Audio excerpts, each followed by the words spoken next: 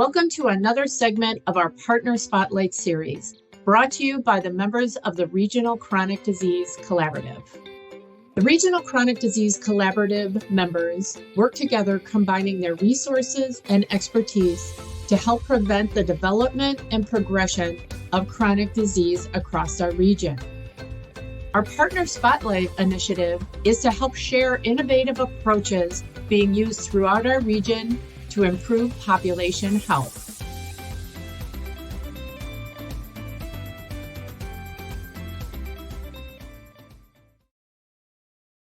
This is Marcus Paske, a clinical pharmacist with Intermountain Health in Butte, Montana. Today, he's going to share with us how they integrated clinical pharmacists in their team-based care. Welcome, Marcus. Thanks for having me. You bet. So describe what project you worked on or what problem you were trying to solve. Yeah, so I came to Intermountain Health here about 2.5 years ago as the first clinical pharmacist that they had in the ambulatory setting. And coming from this setting, we wanted to do is work on a project to really increase the utilization and actually get our program off the ground. So we looked at chronic disease management of diabetes as our first project and wanted to kind of focus on that to make sure that we had something to focus on, show good outcomes, and get this service up and going and get our providers to refer to the service. Cool. So the goals of your project then were to implement the workflows that included the clinical pharmacists and then also increase the referrals from the providers as well as improve quality outcomes? Exactly. Use the service and then show that the service has value as well. Cool. So how did you go about that? Can you walk us through a little bit how you did that? Yeah, so when I started here, the first step, of course, is just making sure everybody knows what a pharmacist does in the clinic. But one of the first things that I did within the first few months was to reach out for a quality improvement project with the state to really be able to grow and show that we have partners, we have support, and then also use that support to get the workflows going and have the touch bases with that. And what we did is we basically just tracked the patients that came through our clinic that had out of control diabetes and encouraged referrals, did a lot of education. And then as we started getting our referrals in, showing our providers this is the work that we do. And a lot of the work that we do is medication management based, but it's very team based and includes the entire team, including our diabetes educator as well as our nurse coordinators as well. And then just tracking that over time to watch if we could get more referrals. And over the 18-month project, we did increase our referrals to the point where now it's a self-sustaining project. So we don't have to keep bugging our providers each time to say, don't forget to refer your patients to us. So it sounds like one of your goals was to increase the referrals to the clinical pharmacists. Were there other measures that you were tracking as well? Yeah, number one was we wanted to at least show that we can be used, but number two, we had to show that the work we do has outcomes too. So we tracked our patients for the main measure, which is, of course, their hemoglobin A1C over time, but as well as just our medication therapy interventions that we did. So we can show that outside of just improving glucose, that we were reducing risk of nephropathy, reducing risk of cardiovascular disease, as well as referrals to things like retinopathy screening, diabetes education, and dental exams as well. So we tried to incorporate a lot of that into our work as well.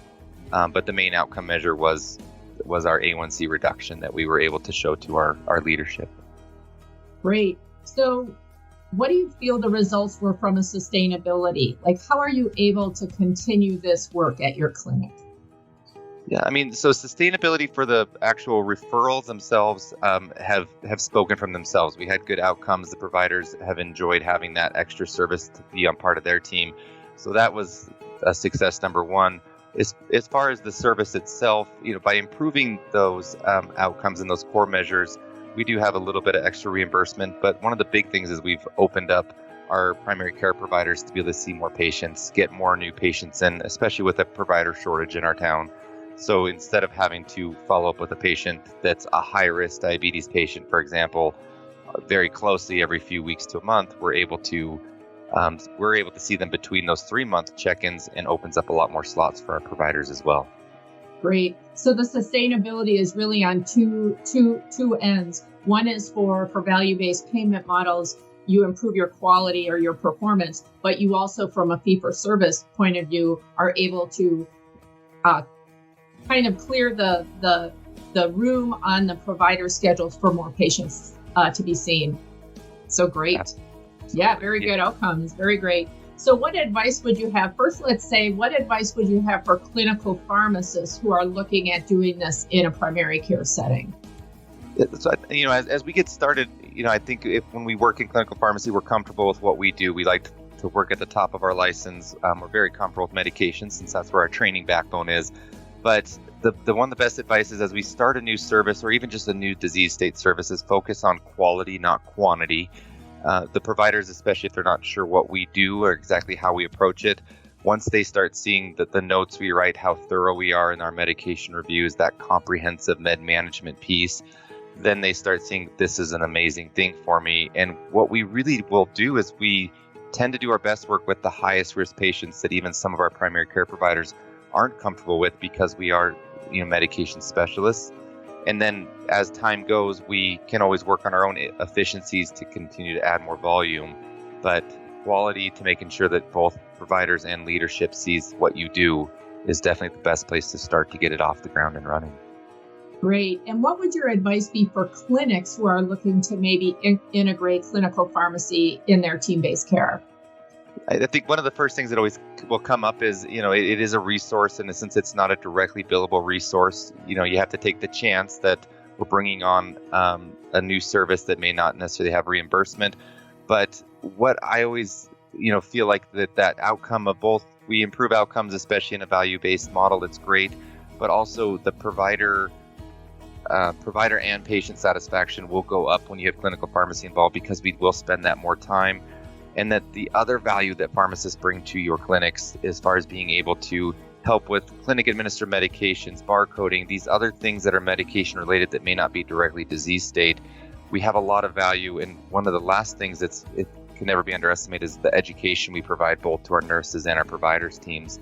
That's part of what we are here to do, is make sure that they're practicing is at a high level and as up to date as they can as well. Well, that sounds great. Well, thank you so much for being willing to share your innovative approach on our Partner Spotlight segment. Have a great day, Marcus. Appreciate it. Thank you. If you are interested in sharing your innovative approach, please contact one of these Mountain Pacific representatives. Thank you so much.